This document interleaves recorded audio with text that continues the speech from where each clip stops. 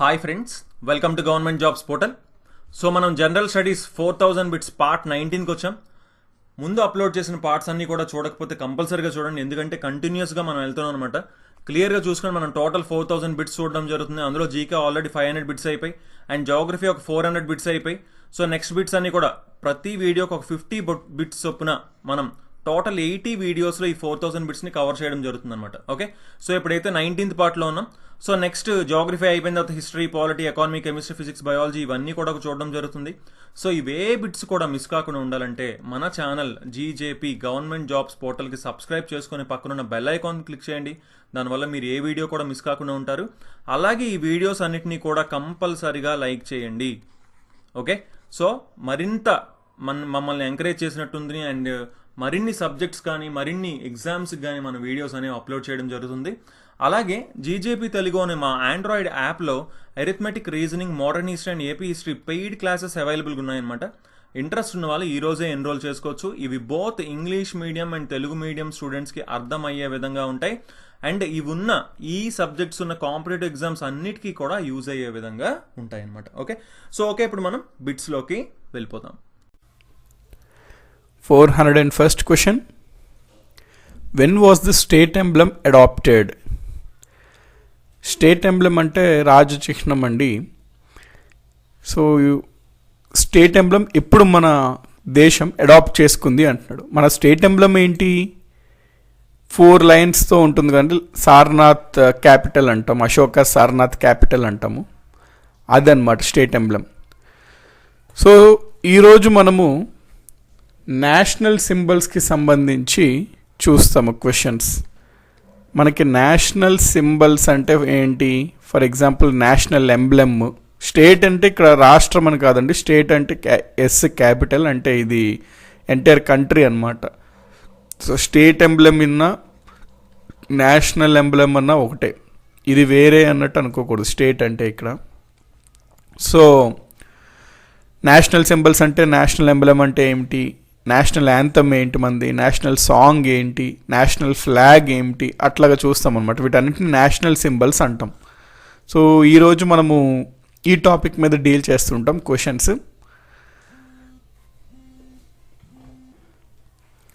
So as usual first మనం కొంత దీనికి సంబంధించి థియరీ చూద్దాం, దాని తర్వాత క్వశ్చన్స్లోకి వెళ్ళిపోవచ్చు డైరెక్ట్గా. So let us look in to the theory first.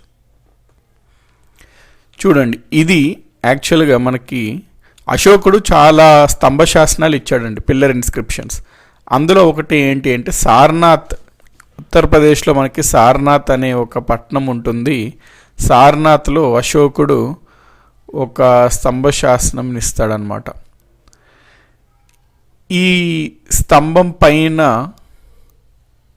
ఇక్కడ ఉందో చూడండి, ఇది ఉంటుంది ఎంటైర్ థింగ్. లోటస్, కమల పువ్వు అనమాట, ఇన్వర్టెడ్ అంటే ఆపోజిట్ డైరెక్షన్లో ఇట్లా తిరగవేసి ఉన్నట్టు ఇది లోటస్ ఉంటుంది. దాని తర్వాత దానిపైన ఒక బేస్ ఉంటుంది ఇట్లాగా. ఇక్కడ ఉన్నది చూడండి, అంటే ఇక్కడ యానిమల్స్ ఉంటుంది. దీన్ని మనం క్యాపిటల్ అంటాం అనమాట. క్యాపిటల్ అంటే ఈ పైన ఉండే పార్ట్. ఇక్కడ లయన్ ఉంది కాబట్టి సారనాథ్లో దీన్ని మనము లయన్ క్యాపిటల్ అంటాం. క్యాపిటల్ అంటే ఈ పార్ట్ అనమాట. ఇక్కడ యానిమల్ ఉంది చూడండి, ఈ పార్ట్ అంటే ఈ బేస్ పైన ఏం పెడితే దాన్ని క్యాపిటల్ అంటాము. సో ఇక్కడ లయన్స్ ఉన్నాయి కాబట్టి దాన్ని లయన్ క్యాపిటల్ అంటాం. కొన్ని దగ్గరలో అశోకుడు వేసిన శాసనాల్లో ఇక్కడ ఎలిఫెంట్ ఉంటుందండి, దాన్ని ఎలిఫెంట్ క్యాపిటల్ అంటాం అనమాట. సో సారనాథ్ లేదు ఉంది, లయన్స్ ఉన్నాయి, 4 లయన్స్ ఉన్నాయి. సో లయన్ క్యాపిటల్ అంటాం అందుకనే మనం. అయితే మనము ఈ యొక్క స్తంభ శాసనంలో బేస్ వదిలేసి కమల పువ్వు కూడా వదిలేసి ఇక్కడి నుంచి అండి, అంటే base and this lion capital, దీన్ని మనము మన నేషనల్ ఎంబ్లెమ్గా గ్రహించాము. అయితే నేషనల్ ఎంబ్లెమ్లో గ్రహించినది ఇక్కడ మనకి యాక్చువల్గా ఈ లయన్ క్యాపిటల్ ఏముంటాయంటే, ఇక్కడ చూడండి అశోకుడు చక్రం ఉంది కదా, దాని పక్కన ఒక యానిమల్ ఉంటుంది, దాని పక్కన మళ్ళీ చక్రం ఉంటుంది. సో 4 డైరెక్షన్స్లో 4 చక్రాస్ ఉంటాయి, అట్లాగే 4 యానిమల్స్ ఉంటాయి. అయితే ఇక్కడ మీరు చూస్తున్నారు అనుకోండి, మీకు ఏం కనబడుతున్నాయి? ఇదిగోండి, ఇక్కడ ఎలిఫెంట్ కనబడుతుంది, ఇక్కడ ఒక బుల్ కనబడుతుంది. అయితే ఇది లయన్ క్యాపిటల్ అనమాట, సారనాథ్లో ఉంటుంది. కానీ మన నేషనల్ ఎంబ్లం చూసుకున్నట్లయితే ఈ యాంగిల్లో ఉండదండి, ఈ యాంగిల్ నుంచి గ్రహించారనమాట. సో ఈ యాంగిల్లో ఏంటి మనకి బుల్లు, హార్స్. సో ఇది ఇంపార్టెంట్ అండి, అందుకే చెప్తున్నాను. ఈ యాంగిల్ నుంచి గ్రహించడం జరిగిందనమాట మన నేషనల్ ఎంబ్లంలో. సో మన నేషనల్ ఎంబ్లంలో కనిపించే యానిమల్స్ ఏంటి, బుల్ కనబడుతుంది, హార్స్ కనబడుతుంది. ఇది ఏంటిది మధ్యలో ఉన్నది, అశోక చక్ర అనమాట. పైన 4 సింహాలు ఉంటాయి, 4వది మనకు కనబడదు, బట్ 4 ఉంటాయి అన్నట్టు అనాలి మనము. దాని క్రిందన సత్యమేవ జయతే అనే ఒకటి, దీన్ని దేవనాగరి స్క్రిప్ట్ అంటాం. అంటే ఈ భాష హిందీ భాషలో కనబడుతుంది కదండి, ఆ స్క్రిప్ట్ ఏది అంటే దేవనాగరి స్క్రిప్ట్. సో దేవనాగరి స్క్రిప్ట్లో లిపిలో సత్యమేవ జయతే అనేది రాయడం జరిగింది. ఈ కంప్లీట్ ఇదంతా మన నేషనల్ ఎంబ్లెమ్ అనమాట. యాక్చువల్గా లయన్ క్యాపిటల్ మనం ఆల్రెడీ హిస్టరీలో చూడడం అయింది. ఈ లయన్ క్యాపిటల్ యానిమల్స్ ఏమేమి ఉంటాయి మనకి, ఒక హార్స్ ఉంటుంది, ఒక బుల్ ఉంటుంది, దాంతోపాటు ఒక లయన్ ఉంటుంది, ఒక ఎలిఫెంట్ ఉంటుంది కింద. సో ఇప్పుడు చూద్దాం దీని గురించి థియరీ. ఈ నేషనల్ ఎంబ్లెమ్ అనేది మనము అశోకుడు వేయించిన సారనాథ్ లయన్ క్యాపిటల్ నుంచి గ్రహించాము. ఇందులో ఉన్న యానిమల్స్ ఏంటి, బాటమ్ ఆఫ్ నేషనల్ ఎంబ్లంలో ఏమేమి యానిమల్స్ ఉంటాయి ఇక్కడ అంటే హార్స్, బుల్, లైన్, ఎలిఫెంట్ అనేవి ఉంటాయి. నెక్స్ట్ నేషనల్ ఎంబ్లెమ్ అనేది మనము, ఇది ఇంపార్టెంట్ అండి, 26 జనవరి 1950 అంటే ఈరోజు మనకి రాజ్యాంగం కూడా అమల్లోకి వస్తుంది అనమాట. ఈరోజు 26 జనవరి 1950 సంవత్సరంలో ఆ రోజున మనము మన నేషనల్ ఎంబ్లెమ్ను కూడా అడాప్ట్ చేసుకున్నాం, ఆమోదించబడింది ఈరోజు మన national emblem. Next national emblem కింద సత్యమేవ జయతే అని ఉంది కదండి దేవనాగరి లిపిలో. అయితే ఇది ఎక్కడి నుంచి గ్రహించాం మనము అంటే ఈ ఆల్రెడీ మనం చూసాం హిస్టరీలో భాగంగా. ఇది ముండక ఉపనిషద్, కొన్ని బుక్స్లో మండక అంటారు, ఏదన్నా కరెక్ట్ ప్రొనౌన్సియేషన్ అండి. సో మండక ఉపనిషద్ నుంచి ఇది మనము గ్రహించాము సత్యమేవ జయతే అనేది. ఇది రిగార్డింగ్ నేషనల్ ఎంబ్లెమ్ అండి, ఇది regarding national emblem. Next national anthem గురించి చూద్దాం. నేషనల్ యాంథమ్ అంటే ఏంటి, జనగణ మన.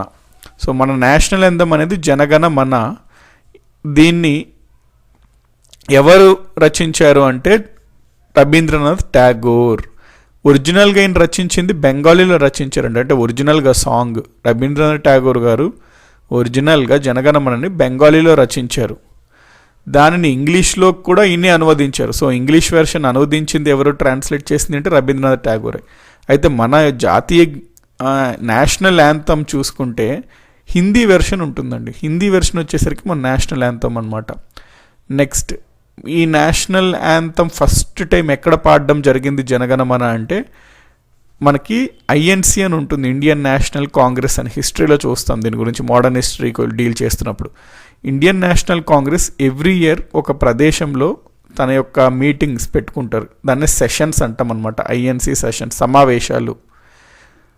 1111లో ఐఎన్సి ఇండియన్ నేషనల్ కాంగ్రెస్ 27 డిసెంబర్న సమావేశం పెట్టుకున్నారు.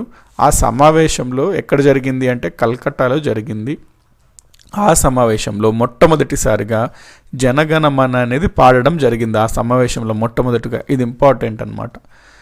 మనము నేషనల్ ఎంబ్లెమ్ని ఎప్పుడు అడాప్ట్ ఆమోదించుకున్నాము అంటే 26 జనవరి 1950, దానికి 2 రోజుల ముందు అనమాట. అంటే 24 జనవరి 1950 మనము నేషనల్ యాంథమ్ని అడాప్ట్ చేసుకున్నాము. నెక్స్ట్ దీని ఇంగ్లీష్ వెర్షన్ కూడా ఠాగూరే ఇచ్చారు, అంటే ఒరిజినల్గా బెంగాలీలో రాశారు, దాన్ని ఇంగ్లీష్ ట్రాన్స్లేషన్ కూడా ఆయనే ఇచ్చారనమాట. కాకపోతే మనము నేషనల్ యాంథమ్ వచ్చేసరికి హిందీ వెర్షన్లో ఉంటుంది. ఒరిజినల్గా మనం సాంగ్ తీసుకున్నాం అనుకోండి జనగణమన, మనకి 5 స్టాన్సర్స్ ఉంటాయి, అంటే 5 చరణాలు ఉంటాయి అన్నమాట. అయితే 5 చరణాలు మనం తీసుకోలేదు, ఓన్లీ ఆ ఫస్ట్ చరణమే మనము నేషనల్ యాంథమ్ కింద తీసుకున్నాం, ఫుల్ సాంగ్ తీసుకోలేదు అనమాట. సో కంప్లీట్ సాంగ్ వచ్చేసరికి 5 స్టాన్సర్స్ ఉంటాయి, 5 చరణాలు ఉంటాయి. కానీ మనము నేషనల్ యాంథమ్కి ఫస్ట్ స్టాన్సా మాత్రమే తీసుకున్నాము.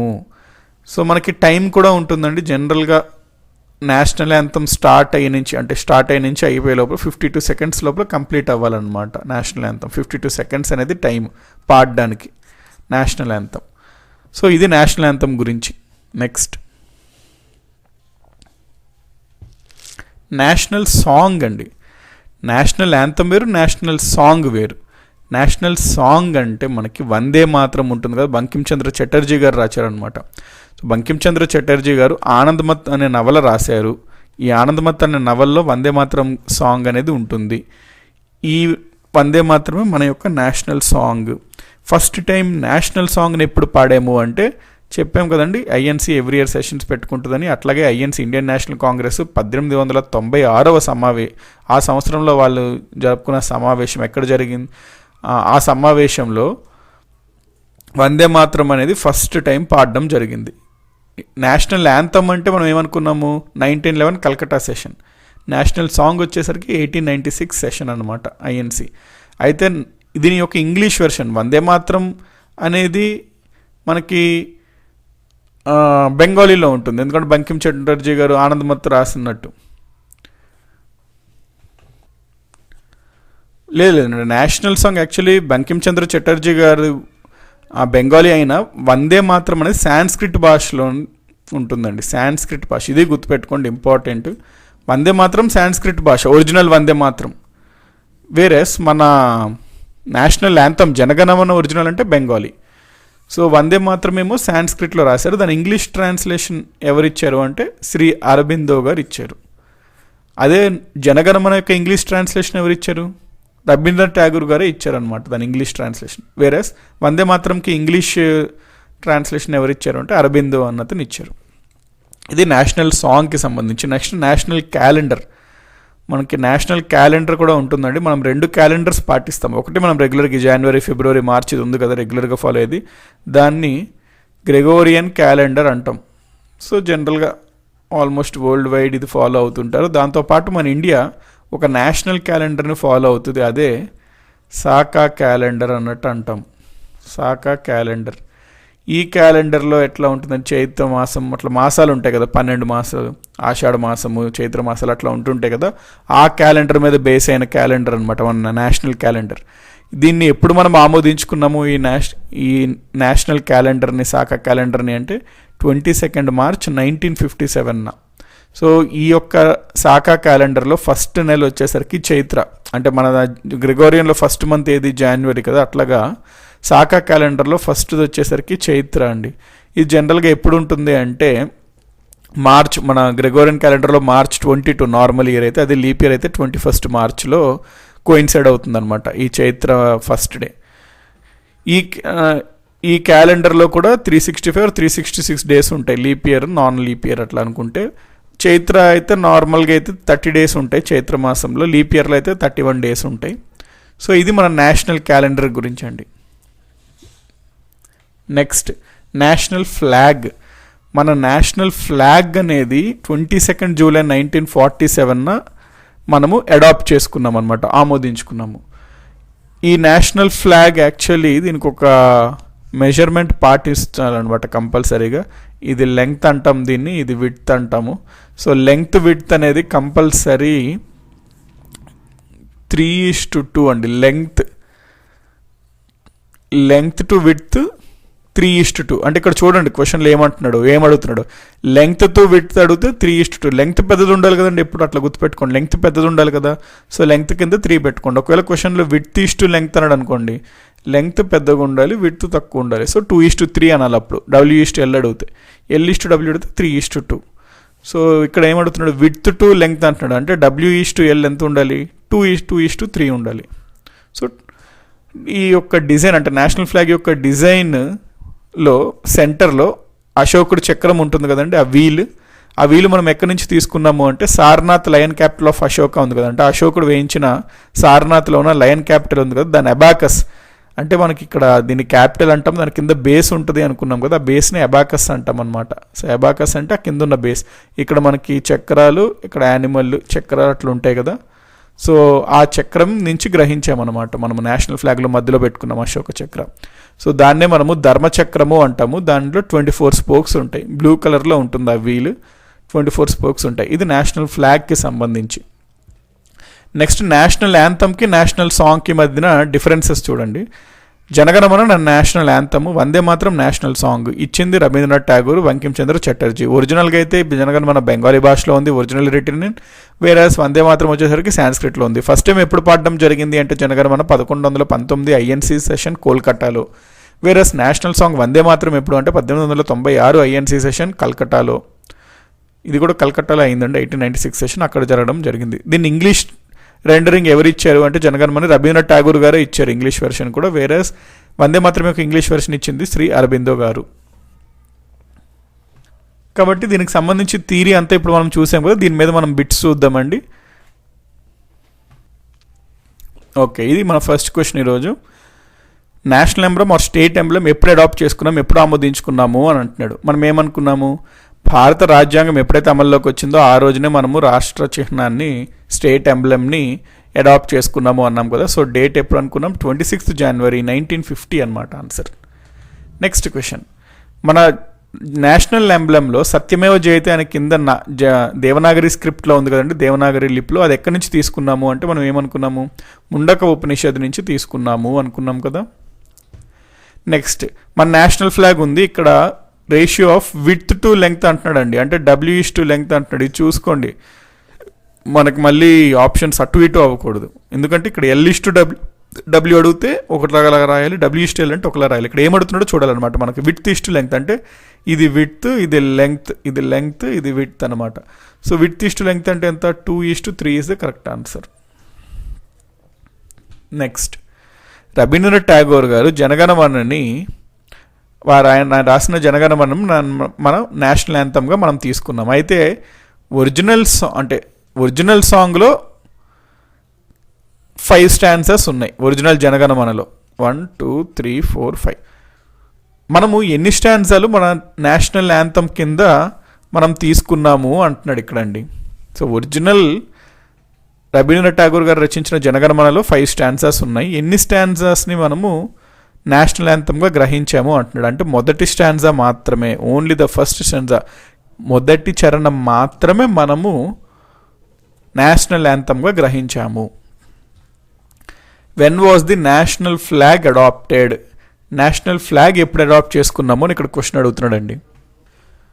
దీని గురించి మనం చూసాం కదా, 22 జూలై 1947 నాడు మనము నేషనల్ ఫ్లాగ్ని ఆమోదించుకున్నాము. నెక్స్ట్ క్వశ్చన్, వందే మాత్రం సాంగ్ని ఎవరు కంపోజ్ చేశారు, బంకిం చంద్ర చటర్జీ. ఏ నవల్లో దీన్ని రాయడం జరిగింది బంకిం చంద్ర చటర్జీ గారు అంటే ఆనంద్ మత్ అనే నవలలో.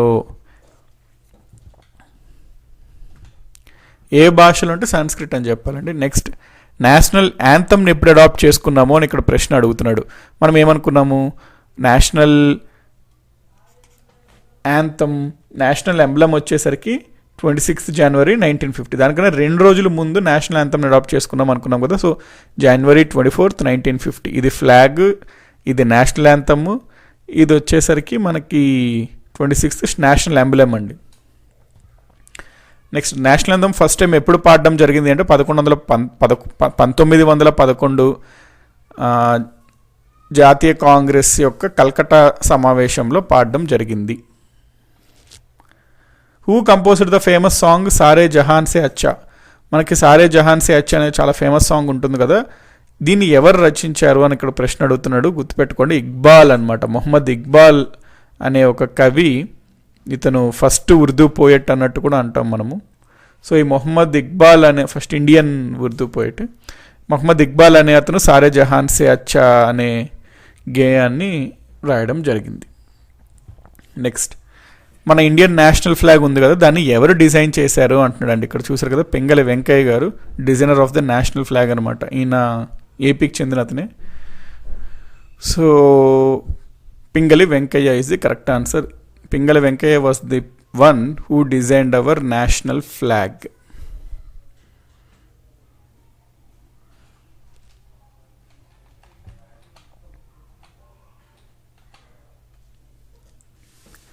(411th question, friends.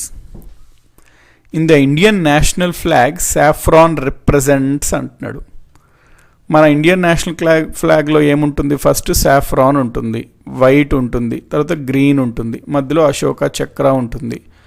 సో ఈ సాఫ్రాన్ ఉంటుంది ఆ సాఫ్రాన్ దేన్ని రిప్రజెంట్ చేస్తుంది అంటున్నాడండి.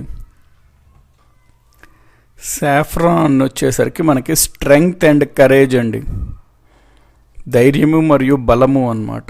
సాఫ్రాన్ వచ్చేసరికి మనకి నేషనల్ ఫ్లాగ్లో వైట్ ఉంటుంది కదండి, వైట్ ఏం ఇండికేట్ చేస్తుందంటే శాంతి మరియు సత్యము. అంటే వైట్ అంటే పీస్, ఆ వైట్ మధ్యలో మనకి ధర్మచక్ర ఉంటుంది కదా, ధర్మచక్ర వచ్చేసరికి మనకి ట్రూత్ అనేది డినోట్ చేస్తుంది. నెక్స్ట్ కింద గ్రీన్ ఉంటుంది కదండి, ఆ గ్రీన్ ఏం రిప్రజెంట్ చేస్తుందంటే మనకి ఫెర్టిలిటీ, గ్రోత్, అంటే సిరి సంపదలు అట్లాంటి ఆస్పీషియస్నెస్ అంటే పవిత్రమైనది. సో ఇదనమాట. సాఫ్రాన్ వచ్చేసరికి strength and courage, white peace, ఆ చక్రం ఏమో ట్రూత్, గ్రీన్ వచ్చేసరికి ఫెర్టిలిటీ, గ్రోత్ అండ్ ఆస్పీషియస్నెస్ని డినోట్ చేస్తుంది. Saffron denotes courage, strength and courage కదా. నెక్స్ట్, ఈ స్టేట్మెంట్ ఎవరు చెప్పారు అంటున్నాడండి. ఏంటి ఆ స్టేట్మెంట్? జెండా అనేది మన స్వాతంత్రానికి ప్రతీక మాత్రమే కాదు, ప్రజలందరి స్వేచ్ఛ కూడా. ఈ స్టేట్మెంట్ని ఎవరన్నారు అని ఇక్కడ ప్రశ్న అడుగుతున్నాడు. Who set this statement? A flag is not only A symbol of our independence but also the freedoms of all people. ఇది అన్నది జవహర్ లాల్ నెహ్రూ గారండి. సో మన ఫ్రీడమ్ ఫైటర్స్ ఎవరన్నా ఉన్నారు దేని గురించి అన్నా ఒక స్టేట్మెంట్ లాగా ఇచ్చారంటే ఖచ్చితంగా అది మనం గుర్తుపెట్టుకోవాలి, ఎందుకంటే ఆ స్టేట్మెంట్ ఎవరన్నారు అనే ప్రశ్న అడుగుతున్నాడు. ఫ్లాగ్ గురించి జవహర్లాల్ నెహ్రూ ఈ విధంగా అన్నారనమాట. జెండా అనేది మన స్వాతంత్రానికి ప్రతీక మాత్రమే కాదు, ప్రజలందరి స్వేచ్ఛ కూడా అని. నెక్స్ట్, ఇది కూడా మన నేషనల్ ఫ్లాగ్లో యాక్చువల్గా ఒరిజినల్గా చూసుకుంటే ఇక్కడ మధ్యలో చెరక ఉండేదండి. ఆ మధ్యలో చెరకాన్ని తీసేసి మనం అశోక ధర్మచక్ర అంటే అశోకుడి యొక్క ధర్మచక్రాన్ని పెట్టి ఆ డిజైన్ మనం నేషనల్ ఫ్లాగ్లో పెట్టుకున్నాం. అయితే ఏ సంవత్సరంలో మన జాతీయ జెండాలో చెరకాన్ని తీసివేసి అశోకుని చక్రం పెట్టుకున్నాము అని ప్రశ్న అడుగుతున్నాడు ఇక్కడ. మనకి ఇండిపెండెన్స్ 1947లో వచ్చింది కదండి, ఆగస్టులో. ఇది రాకన్నా కొన్ని రోజుల ముందు మన నేషనల్ ఫ్లాగ్ మీద ఒక కమిటీని ఏర్పాటు చేశారు రాజ్యాంగ పరిషత్లో, కాన్స్టిట్యూంట్ అసెంబ్లీలో. ఆ కమిటీ ఏమో ఈ చెరక బదులు చక్ర పెడితే బెటర్ అని చూసుకున్నారు. 22 జూలై 1947 నాడు దాన్ని పబ్లిష్ చేశారనమాట ఫ్లాగ్ని. సో ఏ సంవత్సరంలో చెరకాని రీప్లేస్ చేసింది అంటే 1947లో. నెక్స్ట్, కింద వాటిల్లో ఏది నేరం కింద వస్తుంది? 1, మోకాల క్రింద జెండాను ధరించడం. ఇది యాక్చువల్లీ అప్పుడు న్యూస్లో వచ్చిందండి. ఒక ఫేమస్ స్పోర్ట్స్ పర్సన్ మోకాల కింద జెండాను ధరించడం చాలా అవమానం అని చెప్పి అది నేరంగా పరిగణించవచ్చు అని చెప్పడం జరిగింది. నెక్స్ట్, ప్లాస్టిక్తో చేసిన జాతీయ జెండాను ఉపయోగించడం కూడా నేరంగానే పరిగణిస్తారు. మరియు వ్యాపారం లేదా వృత్తి కోసం జాతీయ జెండాను ఉపయోగించడం కూడా అది నేరంగా పరిగణిస్తారు. సో ఈ పైవన్నీ అనమాట answer. So all these are considered as crimes, ఎందుకంటే ఇవి మన నేషనల్ ఫ్లాగ్ని ఇన్సల్ట్ చేసే విధంగా ఉన్నాయండి ఈ వర్క్స్, ఈ పనులన్నీ. నెక్స్ట్, మన జాతీయ జెండాలో తెలుపు రంగు ఉంది కదండి, ఆ తెలుపు రంగు దేనికి సూచిస్తుంది అంటాం. మనం ఆల్రెడీ చూసాము. వైట్ ఏమో పీస్ అనమాట. సో వైట్ అనేది ఏం చెప్తుంది? పీస్ చూపిస్తుంది. ట్రూత్ అండ్ ప్యూస్. So truth and purity of thoughts అనమాట వైట్ కలర్ ఏది చెప్తుంది అంటే. Next, where can the national flag be hoisted? జాతీయ జెండాను ఎక్కడ ఎగరవేయచ్చు అంటున్నాడు. రాష్ట్రపతి భవన్ దగ్గర ఎస్, పార్లమెంట్ హౌస్లో ఎస్, సాధారణ ప్రజల ఇళ్ళ వద్ద ఎస్ అండి. దీనిపైన కూడా చేసుకోవచ్చు, కాకపోతే ఇన్సల్ట్ చేసే విధంగా ఉండకూడదు. కొన్ని రూల్స్ ఉంటాయి అనమాట. ఆ రూల్స్ని ఫాలో అయితే పర్వాలేదు, ఎక్కడన్నా ఎగరవేయచ్చు జెండాని. ఆ రూల్స్ని ఫాలో అవ్వాలి. సో పైవన్నీ రాష్ట్రపతి భవన్లో, పార్లమెంట్ హౌస్లో, కామన్ పీపుల్ యొక్క హౌసెస్ మీద కూడా ఎగరవేసుకోవచ్చు నేషనల్ ఫ్లాగ్ని. నెక్స్ట్, సుప్రీంకోర్టు ఏ ఆర్టికల్ కింద జెండాను ఎగరవేసుకోవడం ప్రాథమిక హక్కులో భాగము అని చెప్పింది? సుప్రీంకోర్టు ఏం చెప్పిందంటే ప్రతి భారతీయుడికి జెండా అంటే ఎంతో గర్వంగా ఉంటుంది. సో అటువంటి జెండాను ఎగరవేయాలని ప్రతి ఒక్క పౌరుడికి ఉంటుంది. ప్రతి ఒక్క పౌరుడి యొక్క ప్రాథమిక హక్కు అనమాట జెండా ఎగరవేసే హక్కు. అయితే ఏ ఆర్టికల్ కిందకు వస్తుంది ఇది అని సుప్రీంకోర్టు చెప్పింది అంటే ఆర్టికల్ 19(1) కింద అండి. ఆర్టికల్ 19(1)(a) ఇంకా క్లియర్గా చెప్పాలంటే అది మనకి ఏం చెప్తుంది, right to freedom of speech and expression. అంటే భావ ప్రకటన అనే హక్కు ఉంటుంది కదండి మనకి, ప్రాథమిక హక్కు. ఆ హక్కు కిందే ఒక భాగం ఏంది అంటే జెండాని ఎగరేసుకునే హక్కు. సో ఏ ఆర్టికల్ కింద వస్తుందంటే ఆర్టికల్ 19(1)(a) కింద వస్తుంది, జెండాని ఎగరవేసుకునే హక్కు. నెక్స్ట్, నేషనల్ ఫ్లాగ్లో మధ్యలో అశోకుడు చక్ర ఉంటుంది. ఆ చక్రాలో ఎన్ని స్పోక్స్ ఉంటాయి అంటే 24 స్పోక్స్ ఉంటాయి. మనకి నేషనల్ యాంథమ్ ఉంది కదండి, అందులో జనగణమనలో ఉత్కల అనే వర్డ్ వస్తుంది కదా, ఉత్కల అని. సో ఉత్కల అంటే ఏమిటి, ఈ ప్రశ్న అడగడం జరిగిందండి ఎగ్జామ్స్లో. మన నేషనల్ యాంథమ్ అయిన జనగణమనలో ఉత్కల అనేది వస్తుంది మధ్యలో. అయితే ఆ ఉత్కల యొక్క అర్థం ఏమిటి అంటున్నాడు. ఉత్కల అంటే గుర్తుపెట్టుకోండి, ప్రెజెంట్ డే ఒరిస్సా అనమాట, ఒడిషా అప్పుడులో ఉత్కల అనేవారు. ఉత్కల్ కింగ్డమ్ అనే ఒక కింగ్డమ్ కూడా ఉండేది, పరిపాలించేది ఆ రీజన్. సో ఉత్కల అంటే మీనింగ్ ఒడిషాని సూచించడం అనమాట మన నేషనల్ యాంథంలో. ఉత్కల అంటే ఒడిషా. ఓకే, మన నేషనల్ క్యాలెండర్ని ఎప్పుడు అడాప్ట్ చేసుకున్నాము అని ప్రశ్న అడుగుతున్నాడు ఇక్కడ.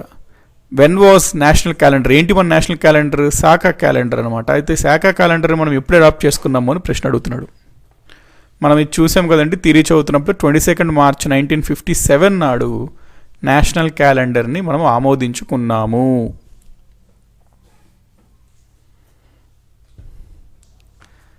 (421st క్వశ్చన్ అండి. Which other country has the same national animal as we do. అంటే మన భారతదేశానికి ఒక జాతీయ జంతువు ఉంటుంది, వేరే ఏ దేశానికి మనకున్న జాతీయ జంతువే వాళ్ళ దేశానికి కూడా జాతీయ జంతువుగానే ఉంటుంది అని ప్రశ్న అడుగుతున్నాడు. సో ఇవన్నీ నేషనల్ సింబల్స్లో మనము ఇప్పుడు నేషనల్ సింబల్స్ గురించి చూస్తున్నాము. ప్రీవియస్ క్లాసెస్లో మనం నేషనల్ సింబల్స్లో భాగంగా ఫ్లాగ్ చూసాము, యాంథమ్ చూసాము, నేషనల్ సాంగ్ చూసాము, నేషనల్ క్యాలెండర్ చూసాము. National flag, anthem, calendar, national song చూడడం జరిగింది. నేషనల్ ఎంబ్లమ్ కూడా చూసాం. ఇప్పుడు ఈరోజు మనం క్లాస్లో ఏం చూస్తాము అంటే నేషనల్ సింబల్స్లో భాగంగా animal, national aquatic animal, national flower, national vegetable, ఇవన్నీ చూస్తాం అనమాట. సో మనం యాజ్ యూజువల్ ఫస్ట్ థియరీ కొంచెం చూద్దాము. ఆ థియరీ చూసిన తర్వాత బిట్స్లోకి వెళ్దాము. ఈజీగా మనం బిట్స్ని సాల్వ్ చేయవచ్చు. First let us go into the theory section. మనకి ఫస్ట్ అండి నేషనల్ ప్లెడ్జ్ ఉంటుంది కదా, India is my country and all Indians are my brothers and sisters అని, దాన్ని ప్లెడ్జ్ అంటాం అనమాట, నేషనల్ ప్లెడ్జ్. సో ఈ నేషనల్ ప్లెడ్జ్ అనేది తెలుగు అతను ఇచ్చారండి. చాలామంది మనకి తెలియదు ఏంటి అంటే నేషనల్ ప్లెడ్జ్ అనేది ఎవరిచ్చారు అని. నేషనల్ యాంథమ్ అంటే రవీంద్రనాథ్ ఠాగూర్ అంటాం, నేషనల్ సాంగ్ అనగానే మనము వందే మాతరం ఇచ్చింది బంకిం చంద్ర చటర్జీ అని అంటాము. అయితే నేషనల్ ప్లెడ్జ్ ఎవరిచ్చారు అంటే గుర్తుపెట్టుకోండి, పైడిమర్రి వెంకట సుబ్బారావు అనే వ్యక్తి ఇచ్చారనమాట. ఇది యాక్చువల్గా ఆయన ఒరిజినల్గా అయితే తెలుగులో రాశారు ఆయన 1962లో. దాన్ని ఇంగ్లీష్ వెర్షన్ మనం నేషనల్ ప్లెడ్జ్గా తీసుకున్నాం. సో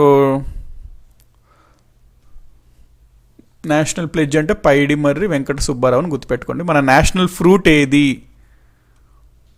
జాతీయ ఫలం ఏది అంటే మ్యాంగో. మ్యాంగో యొక్క సైంటిఫిక్ నేమ్ ఏంటి, శాస్త్రీయత నేమ్ ఏంటి అంటే మ్యాంగిఫెరా ఇండికా. మన దేశంలో దాదాపుగా 100 రకాల మామిడి పళ్ళు అనేవి పండడం ఉంటుందండి.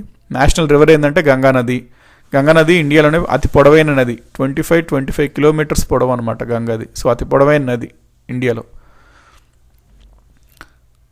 హిందువులకి ఇది చాలా పవిత్రమైన నదిగా భావిస్తారు, national river Ganga. Next national tree, జాతీయ వృక్షం ఏది అంటే బనియన్ ట్రీ అనమాట. దీని యొక్క బనియన్ ట్రీ యొక్క శాస్త్రీయ నేమ్ ఏంటంటే ఫైకస్ బెంగాలెన్సిస్. ఈ బనియన్ ట్రీలు ఏమవుతుందంటే ఇక్కడ స్టెమ్ నుంచి ఒక రూట్ వస్తుందండి, అది నేలలో పడ్డాక అది రూట్ లాగా అయ్యి మళ్ళీ ఇక్కడ నుంచి ఒక కొత్త చెట్లాగా వస్తుంటుందండి, స్పెషాలిటీ అనమాట. సో చాలా హ్యూజ్ ట్రీగా ఫార్మ్ అవుతుంటాయి అనమాట బనియన్ ట్రీస్.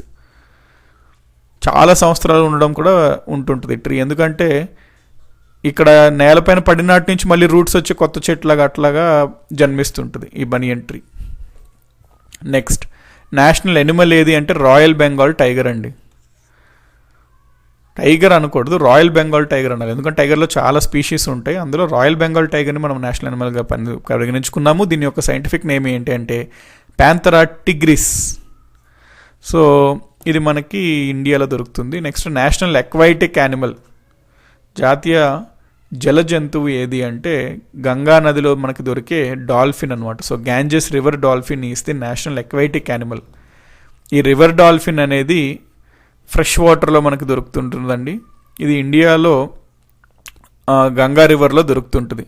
ఈ రివర్ డాల్ఫిన్లు మన ఇండియాలో చూసుకుంటే 2 ఉన్నాయి. ఒకటి గంగాలో దొరికే river dolphin, Ganga river dolphin అంటాము. 2 ఇండస్ రివర్లో కూడా దొరుకుతాయి మనకి రివర్ డాల్ఫిన్స్, వాటిని మనం ఇండస్ రివర్ డాల్ఫిన్స్ అంటాం. అయితే ఈ గంగా రివర్ డాల్ఫిన్ని మనము నేషనల్ అక్వాటిక్ యానిమల్గా పరిగణించాము. ఇది దాదాపుగా 150 కేజీలు వెయిట్ ఉంటుందండి ఇది. నెక్స్ట్ వీళ్ళు అంటే అక్వాటిక్ యానిమల్ ఈ Ganges river dolphin females large సైజులో ఉంటారండి మేల్స్ కన్నా. ఇది ఓన్లీ ప్యూర్ అండ్ ఫ్రెష్ వాటర్లో మాత్రమే సర్వైవ్ అవ్వగలుగుతాయి, జీవించగలుగుతాయి. అందుకనే గంగా పొల్యూట్ అయిపోతుంటే దీని యొక్క జనాభా కూడా తగ్గిపోతుంది అని అప్పట్లో పర్యావరణవేత్తలు ఆందోళన ప్రకటించారు. నెక్స్ట్ నేషనల్ బర్డ్ వచ్చేసరికి ఇండియన్ పీకాక్ అండి. ఇండియన్ పీకాక్ యొక్క సైంటిఫిక్ నేమ్ వచ్చేసరికి పావోక్రిస్టాటస్. ఇదన్నీ నోట్స్లో రాసుకోండి అండి. So national bird Indian peacock, దీని యొక్క సైంటిఫిక్ నేమ్ ఏంటంటే పావోక్రిస్టాటస్. సో ఇది మన సబ్ కాంటినెంట్కి అంటే మన ఇండియన్ సబ్ కాంటినెంట్కి చెందింది. ఇక్కడ చాలా రంగుల కలర్స్లో ఉంటుందండి ఇది. ఇది మనము February 1, 1963 నాడు మనం అడాప్ట్ చేసుకున్నాం నేషనల్ బర్డ్ పీకాక్గా. యాక్చువల్గా అప్పట్లో చూసుకుంటే మనం ఏ బర్డ్ని నేషనల్ బర్డ్గా ప్రకటించాలి అని చెప్పి ఒక క్వశ్చన్ వచ్చింది. దాంట్లో భాగంగా మనము చాలా మందిని ప్రకటించాము. స్టేట్ గవర్నమెంట్స్ యొక్క వ్యూస్ కూడా తీసుకుంది సెంట్రల్ గవర్నమెంట్. చాలామంది చాలా సూచనలు ఇచ్చారనమాట. అయితే కొంతమంది గ్రేట్ ఇండియన్ బస్టర్డ్ అని చెప్పడం జరిగింది, కొంతమంది గరుడ అని చెప్పడం జరిగింది, సారస్ క్రేన్ అని, స్వాన్ హంస పక్షిని పేర్కొనండి అని. సో అవన్నీ పరిగణించాక లాస్ట్కి 2 వచ్చాయండి. ఈ ఇండియన్ పీకాక్ ఒకటి versus great Indian bustard. So ఈ గ్రేట్ ఇండియన్ బస్టర్డ్ కూడా మన ఇండియా చాలా ఫేమస్ దీనికి. సో ఆ రెండింటి మధ్యన బాగా కాంపిటీషన్ అయ్యాక లాస్ట్కి పీకాక్ గెలిచింది. సో పీకాక్ని మనం నేషనల్ బర్డ్గా ప్రకటించుకున్నాము. నెక్స్ట్ నేషనల్ కరెన్సీ వచ్చేసరికి ఇండియన్ రూపీ అండి. సో ఇండియన్ రూపీ ఏమో మన నేషనల్ కరెన్సీ అనమాట. దీని యొక్క సింబల్ ఇది. ఈ సింబల్ ఇచ్చింది ఎవరు అంటే ఉదయ్ కుమార్ ధర్మలింగం అనే అతను, తమిళనాడుకు చెందిన అతను. ఇతను డిజైన్ చేశాడు ఈ రూపీ సైన్ని ఈ విధంగా. నెక్స్ట్ నేషనల్ మైక్రోబ్ కూడా ఉందండి మనకి. మైక్రోబ్ అంటే ఏంటంటే మైక్రోస్కోపిక్లో మాత్రమే చూడగలిగే ఆర్గానిజమ్స్ అనమాట. మైక్రోస్కోపిక్ ఆర్గానిజమ్స్ అంటాం. అంటే బ్యాక్టీరియా, వైరస్ ఇవన్నీ ఉంటాయి కదండి, వాటిని అంటాం అనమాట మైక్రోబ్స్ అని. సో ఈ నేషనల్ మైక్రోబ్ మనకు ఒకటి ఉంది. ఏంటి అంటే లాక్టోబెసిలస్ డెల్బ్రూకి సబ్ స్పీషీస్ ఏంటి అంటే బల్గారికస్. సో లాక్టోబెసిలస్ డెల్బ్రూకై అనేది మన నేషనల్ మైక్రోబ్. ఇది దేనికి సబ్ స్పీషీస్ చెందిందంటే బల్గారికస్ సబ్ స్పీషీస్కి చెందినది. ఇది మనము జయంతి నటరాజన్ అనే ఒక మహిళ గారు ఉండేవారు. ఆవిడ మినిస్టర్గా పనిచేశారు ఎన్విరాన్మెంట్ అండ్ ఫారెస్ట్స్కి. 2012 సంవత్సరంలో దీన్ని నేషనల్ మైక్రోబ్గా ప్రకటించడం జరిగింది 2012లో.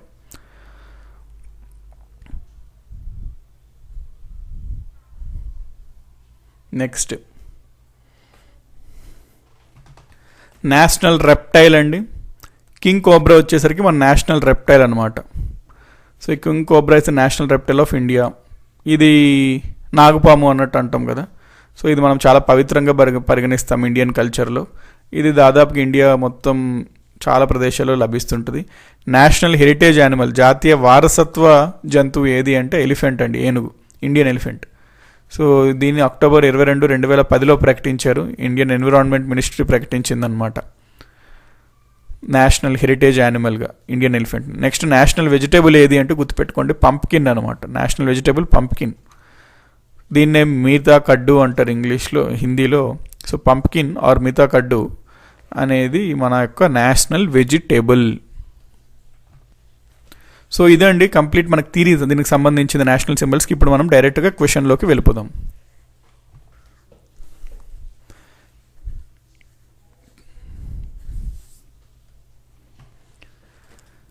సో ఇక్కడ ప్రశ్న ఏమంటున్నాడండి, ఏ దేశానికి మన దేశంకున్న జాతీయ జంతువు ఆ దేశానికి కూడా జాతీయ జంతువుగా ఉంది అంటే బంగ్లాదేశ్ అండి.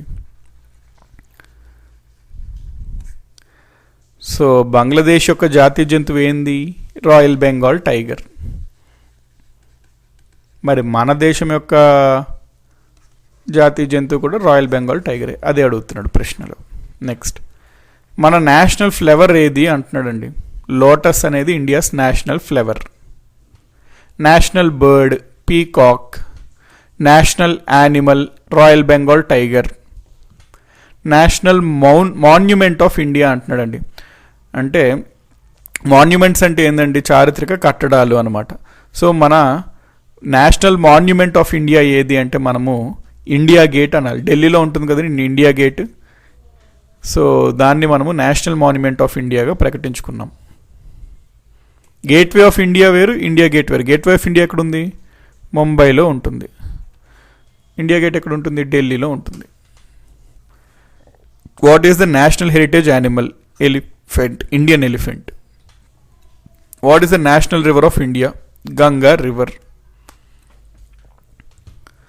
National flag, national symbol, subject of national bird ఇవన్నీ ఏ మినిస్ట్రీ, ఏ మంత్రిత్వ శాఖకి వస్తాయి అన్నట్టు అంటున్నాడండి. అంటే ఏ మంత్రాలయకి అంటే ఏ మంత్రాలయ యొక్క ఆధీనంలో ఈ విషయాలకు పరిగణించదని ఏ మినిస్ట్రీ చూసుకుంటాయి అన్నట్టు అడుగుతున్నాడు. సో గుర్తుపెట్టుకోండి, మినిస్ట్రీ ఆఫ్ హోమ్ అఫేర్స్ వీటి గురించి చూసుకుంటుందండి. అంటే నేషనల్ ఫ్లాగ్, నేషనల్ సింబల్ ఏది ఉండాలి, దానికి రూల్స్ ఏమి ఉండాలి, ఏ విధంగా చట్టాలు చేయాలి వీటికి సంబంధించి, అట్లాంటివన్నీ మినిస్ట్రీ ఆఫ్ హోమ్ అఫేర్స్ చూసుకుంటుంది. Next, after India became a free nation, where did the first outdoor official flag hoisting take place in the world అంటున్నాడు.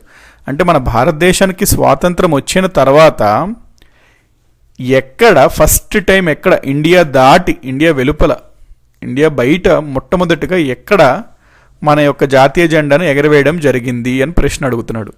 ఇది గుర్తుపెట్టుకోండి, మనకి స్వాతంత్రం వచ్చిన తర్వాత మొట్టమొదటిగా మనము ఆస్ట్రేలియాలో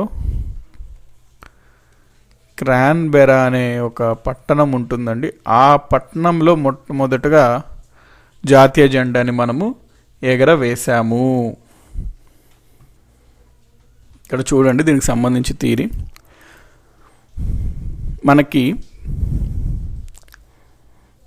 15 ఆగస్టు 1947లో ఆస్ట్రేలియాలో క్రాన్బెరాలో సర్ రఘునాథ్ పారన్ ఈయన ఎవరు అంటే high commission of India in Australia. అంటే భారతదేశం యొక్క రాయబారి అండి.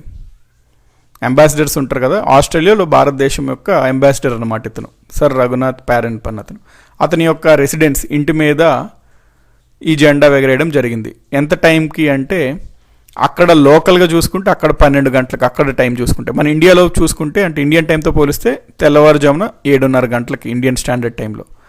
యాక్చువల్గా అయితే ఏమవుతుందంటే మన భారతదేశానికి స్వతంత్రం వచ్చిన తర్వాత మొట్టమొదటిగా భారతదేశంలో ఎప్పుడు జెండా ఎగరేసామో అంటే 15 ఆగస్టు 1947లో పార్లమెంట్ హౌస్ ఉంటుంది కదండి మనకి, పార్లమెంట్ బిల్డింగ్. ఆ పార్లమెంట్ బిల్డింగ్లో ఉదయం 10:30కి ఎగరవేసామన్నమాట మన జెండాని మొట్టమొదటిసారిగా భారతదేశంలో. అయితే మనకన్నా ముందే 3 గంటల ముందే 7:30 గంటలకి అక్కడ మన టైంలో చూసుకుంటే 7:30 గంటలకి తెల్లవారుజామున ఆస్ట్రేలియాలో ఈయన యొక్క ఇంటిపైన నేషనల్ ఫ్లాగ్ అనేది ఎగరవేయడం జరిగింది. సో ఇక్కడ ఆన్సర్ ఏంటి? Australia. Next, when was Tiranga first planted on the mount Everest? మనకి ప్రపంచంలోనే ఎత్తైన శిఖరం ఏది? Mount Everest. ఆ మౌంట్ ఎవరెస్ట్ పైన జాతీయ జెండాని మొట్టమొదటిసారిగా ఎప్పుడు ఎగరవేసామో అని ప్రశ్న అడుగుతున్నాడు. దీనికి సంబంధించిన థియరీ చూడండి. మనకి టెన్జింగ్ నార్వే అనే అతను ఉండాడండి, Tenzing Norgay. So Edmund Hillary and Tenzing Norgay వీళ్ళిద్దరూ కలిసి మౌంట్ ఎవరెస్ట్ శిఖరాన్ని ఎక్కడం జరిగింది. అయితే ఎక్కిన తర్వాత టెన్జింగ్ నార్వే అతను 29 మే 1953 ఈ రోజున భారత్ శిఖరం మౌంట్ ఎవరెస్ట్ శిఖరం ఎక్కడం జరిగింది. ఎక్కిన తర్వాత ఆ శిఖరం పైన మన భారతీయ జెండాని నాటాడు అనమాట ఇతను, టెన్జింగ్ నార్గే అన్న అతను. ఇతను యాక్చువల్గా చెప్పాలంటే నేపాల్ సిటిజన్, కాకపోతే ఇతను చాలా వరకు మన ఇండియాలోనే బెంగాల్ ప్రాంతంలో, అక్కడ ఉత్తరాఖండ్ ప్రాంతంలో జీవించడం జరిగింది. సో ఇతనికి ఇండియా కూడా చాలా ఇతనికి ఇష్టం అనమాట, ఇండియా కూడా. అందుకనే ఇతను యాక్చువల్లీ 3 ఫ్లాగ్స్ తీసుకెళ్ళి నాటుతాడండి, ఇండియా ఒకటి, నేపాల్ ఒకటి, యునైటెడ్ నేషన్స్ ఫ్లాగ్ ఒకటి. సో మన బిట్టు పరంగా మనం చూసుకుంటే మౌంట్ ఎవరెస్ట్ పైన ఫస్ట్ టైం ఇండియన్ ఫ్లాగ్ని ఎప్పుడు హాయిస్ట్ చేశారు అంటే 29 మే 1953. 29 మే 1953. Next, who was the first Indian to have raised and Indian flag on foreign soil? ఇక్కడ ప్రశ్న ఏం అడుగుతున్నాడు, ఫస్ట్ టైము ఫారిన్ సాయిల్ పైన అంటే విదేశీ భూమిపైన మొట్టమొదటిసారిగా మన జాతీయ జెండాని ఎగరవేసిన భారతీయుడు ఎవరు అని ఇక్కడ ప్రశ్న అడుగుతున్నాడండి. సో దీని ఆన్సర్ బిఆర్ కామా, బికాజీ రుస్తమ్ కామా అనమాట. ఇక్కడ చూడండి, ఆగస్ట్ 22, 1907లో మేడం బికాజీ కామా గారు జర్మనీలో ఉన్న స్టుగట్ అనే నగరంలో మన జాతీయ జెండాని ఎగరవేశారనమాట. సో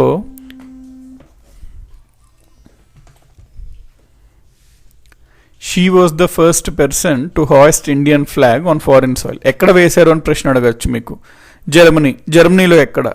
స్టట్గార్ట్ అనమాట. So next, so B R Cama అనేది ఆన్సర్ అండి.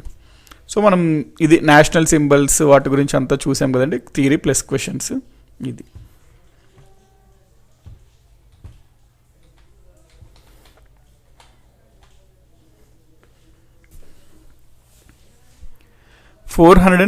ఫస్ట్ క్వశ్చన్స్ అండి. First climbers confirmed as having reached the Everest summit. ఇక్కడ మీరు చూస్తున్నారు కదా ఇమేజ్, ఇది ఎవరెస్ట్ శిఖరము. ఎవరెస్ట్ శిఖరాన్ని అధిరోహించిన మొట్టమొదటి వ్యక్తులు ఎవరు అని ప్రశ్న అడుగుతున్నాడు. సో ఈరోజు మనము ఎవరెస్ట్ శిఖరం గురించి కొన్ని ఉంటాయండి మనకి పాయింట్స్ గుర్తుపెట్టుకోవాల్సినవి, జనరల్ స్టడీస్, జనరల్ నాలెడ్జ్కి సంబంధించి. ఈరోజు ఎంటైర్ దీని గురించి చూద్దాం మనము. సో ఇందులో భాగంగా మనం ఏం చూస్తాము అంటే దీనికి సంబంధించిన డిఫరెంట్ రికార్డ్స్ ఉంటాయండి. ఆ రికార్డ్స్ బ్రేక్ చేసిన వాళ్ళు ఎవరెవరు ఆ రికార్డ్స్ని బ్రేక్ చేశారో అట్లాగా మనం చూస్తుంటాం. ఇందులో సంబంధించి కొన్ని ఫ్యాక్ట్స్ చూస్తాం. సో మొదటిగా ఇక్కడ ఏమంటున్నాడు, ఎవరెస్ట్ శిఖరాన్ని మొట్టమొదటిగా ఎక్కిన వారు ఎవరు అని మనకి ఇక్కడ ప్రశ్న అడుగుతున్నాడు. మొట్టమొదటిగా ఎక్కిన వారు ఎవరు? సో ఇక్కడ చూడండి, మొట్టమొదటిగా ఎక్కిన వారు ఇద్దరండి. టెన్జింగ్ నార్గే, మనం ప్రీవియస్ క్లాస్లో ఇతని గురించి అనుకున్నాం కదా, టెన్జింగ్ నార్గే అంటారు కొన్ని దగ్గర, టెన్జింగ్ నార్గే అంటారు. So Tenzing Norgay and Edmund Hillary. Edmund Hillary ఏమో న్యూజిలాండ్ సిటిజన్, టెన్జింగ్ నార్గే వచ్చేసరికి నేపాల్ సిటిజన్ అనమాట. మే 29, 1953 నాడు వీళ్ళు ఎక్కడం జరిగింది మౌంట్ ఎవరెస్ట్కి. So answer Edmund Hillary and Tenzing Norgay. First time అనమాట మౌంట్ ఎవరెస్ట్ ఎక్కిన వారు వీళ్ళు. Next question, first women to summit Everest. First persons మనం టెన్జింగ్ నార్గే, ఎడ్మండ్ హిల్లరీ అనుకున్నాము, వాళ్ళు మేల్స్ అండి. అట్లాగా ఫస్ట్ ఉమెన్ ఎవరు ఎవరెస్ట్ ఎక్కింది అని ఇక్కడ ప్రశ్న అడుగుతున్నాడు. గుర్తుపెట్టుకోండి, జపాన్కి చెందిన మహిళ జున్కో తాబేయి. సో జున్కో తాబేయి అనే మహిళ మే 16, 1975లో మౌంట్ ఎవరెస్ట్ శిఖరాన్ని ఈవిడ ఎక్కారు. So she became the first women to climb mount Everest. Next, highest number of times to reach the summit. అంటే ప్రశ్న ఏమడుగుతున్నాడు అంటే, మౌంట్ ఎవరెస్ట్ ఉంది కదా, ఒకసారి ఎక్కడమే చాలా పెద్ద రికార్డ్ అండి. అట్లా కొంతమంది 2 సార్లు ఎక్కారనమాట. కొన్ని అంటే ఒకసారి ఎక్కారు, మళ్ళీ తర్వాత వేరే టైంలో మళ్ళీ ఎక్కడం జరిగింది. అట్లా 2 సార్లు ఎక్కిన వాళ్ళు ఉన్నారు. కొంతమంది మళ్ళీ ఎక్కి 3 సార్లు ఎక్కారండి కొంతమంది. అంటే ఒక్కసారి అది ఎంతో కష్టమైన పని, ఎంతో అంటే చాలా గొప్ప అడ్వెంచర్ అనమాట ఒక్కసారి ఎక్కడమే. అట్లా కొంతమంది ఒకటే కాదు 2 సార్లు కూడా ఎక్కారు, కొంతమంది 3 సార్లు కూడా ఎక్కారండి, కొంతమంది 4 సార్లు కూడా ఎక్కారు, ఇంకొంతమంది అయితే 5 సార్లు కూడా ఎక్కారు. అట్లాగా కొంతమంది మల్టిపుల్ టైమ్స్ ఎక్కారు మౌంట్ ఎవరెస్ట్కి. హయ్యెస్ట్ నెంబర్ ఎవరు, ఏ వ్యక్తి highest number of times mount ఎవరెస్ట్ని ఎక్కడం జరిగింది అని ప్రశ్న అడుగుతున్నాడు. మీరు నమ్ముతారో లేదో, ఒక వ్యక్తి ఉంటారు, ఆయన పేరు కమి రీతా షెర్పా. ఈయన 1 కాదు 2 కాదు 3 కాదు, ఏకదాటుగా 24 సార్లు అనమాట ఈయన మౌంట్ ఎవరెస్ట్ని ఎక్కారనమాట. He holds the highest number of times to climb mount Everest record. So Kami Rita Sherpa అనే అతను 24 సార్లు మౌంట్ ఎవరెస్ట్ని ఎక్కడం జరిగింది. లేటెస్ట్గా ఆయన May 2019లో ఎక్కారు. దీనికన్నా 5 రోజుల ముందే May 15, 2019లో ఎక్కారు. 5 రోజులకే మళ్ళీ ఎక్కడం జరిగింది ఈయన. ఇది 23వ అండి. మళ్ళీ 5 రోజుల తర్వాత ఇంకొకసారి ఎక్కారు. 24 సార్లు ఉంది ఇప్పుడు ప్రెసెంట్ ఈయన రికార్డ్. సో ఈయన highest number of times to climb mount Everest. Next oldest person to climb mount Everest అండి.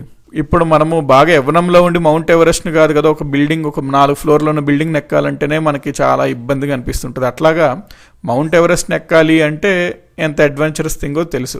అట్లాగా మనం ఎవరెవరు ఎక్కుతున్నారో చూసిన భాగంలో ఇప్పుడు మనం ఏం చదువుతున్నామంటే ఓల్డెస్ట్ పర్సన్ ఎవరు అంటే ఎక్కువ వయసు ఉన్న ఏ వ్యక్తి మౌంట్ ఎవరెస్ట్ని ఎక్కడం జరిగింది అంటే రికార్డ్ ఎవరిది ఉంది అంటే ఇక్కడ చూశారు కదా, యూచిరో ముయిరా అనే వ్యక్తికి 80 సంవత్సరాలు 224 రోజులు. ఇంకో కొన్ని రోజులు ఉంటే 81 సంవత్సరాలు కూడా అవుతుంది బర్త్డే. సో 80 సంవత్సరాలు 224 రోజులు ఉన్న అతను, ఈ పర్సన్ 23 May 2013 మౌంట్ ఎవరెస్ట్ ఎక్కడం జరిగింది. ఇంకా ఈ ఫిట్నెస్ ఏ రేంజ్లో ఉందో అబ్జర్వ్ చేసుకోవచ్చు 80 ఇయర్స్కి. So he became the oldest person to climb mount Everest. Next youngest person to climb mount Everest ఎవరు అంటున్నాడండి. ఇక్కడ యంగెస్ట్ అంటున్నాడు అనమాట. మనమేమో ఓల్డెస్ట్ ఇందాక చూసాము, ఇప్పుడు యంగెస్ట్ అంటున్నాడు. Youngest person to climb mount Everest. ఇక్కడ చూడండి, youngest person to climb mount Everest అంటే జోర్డన్ రోమిరో అనే వ్యక్తి, యునైటెడ్ స్టేట్స్కి చెందిన వ్యక్తి Jordan Romero. He is the youngest person to climb mount Everest. Mount Everest ఎక్కేసరికి ఈయన వయసు ఎంత అంటే 13 సంవత్సరాల 10 నెలల 10 రోజులు అయింది అతను యొక్క వయసు. ఈయన May 22, 2010 ఈ డేట్న మౌంట్ ఎవరెస్ట్ ఎక్కడం జరిగింది. ఆ రోజుకి అతని వయసు ఇంత అనమాట. So he is the youngest person, అతి తక్కువ వయసు ఉన్న పర్సన్ మౌంట్ ఎవరెస్ట్ ఎక్కడానికి, జోర్డన్ రోమిరో. అయితే ఇప్పుడు మనకి చూడండి, ఈయన ఎక్కిన తర్వాత 2014 May 25 మన భారతదేశానికి చెందిన మహిళ మలావత్ పూర్ణ అనే ఆవిడ మౌంట్ ఎవరెస్ట్ని May 25, 2014 రోజున ఎక్కడం జరిగింది. అయితే ఈవిడికి ఎక్కేసరికి ఈమె వయసు ఎంత అంటే 13 సంవత్సరాల 11 నెలల 15 రోజులు. జస్ట్ కొన్ని రోజులు పెద్ద అనమాట అంతే ఇతని కన్నా.